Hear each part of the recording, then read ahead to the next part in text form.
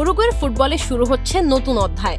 2026 বিশ্বকাপে হতাশাজনক পারফরমেন্সের পর দায়িত্ব ছেড়েছেন কোচ মার্সেলো বিয়েলসা, আর তার জায়গায় অন্তর্বর্তীকালীন প্রধান কোচ হিসেবে দায়িত্ব পেয়েছেন দেশটির কিংবদন্তি ফরওয়ার্ড দিয়েগো ফোরলান।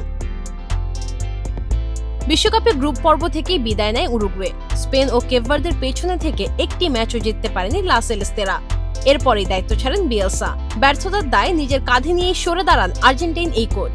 মজুব বিরাট কারবার, জিতে নাও ফ্যামিলি কার, স্পোর্টস বাইক ছাড়াও লক্ষ লক্ষ নিশ্চিত গিফট।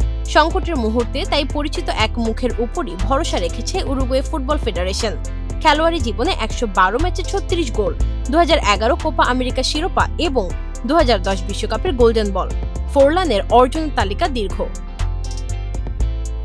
তবে কোচ হিসেবে তার অভিজ্ঞতা খুব বেশি নয়। প্রাথমিকভাবে 2027 সালের মার্চ পর্যন্ত উরুগুয়ের দায়িত্বে থাকবেন ফোরলান।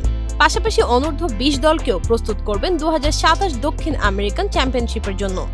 এখন দেখার বিষয়, মাঠের কিংবদন্তি ফোরলান কি ডাগআউটেও ফিরিয়ে আনতে পারবেন উরুগুয়ের হারানো গৌরব।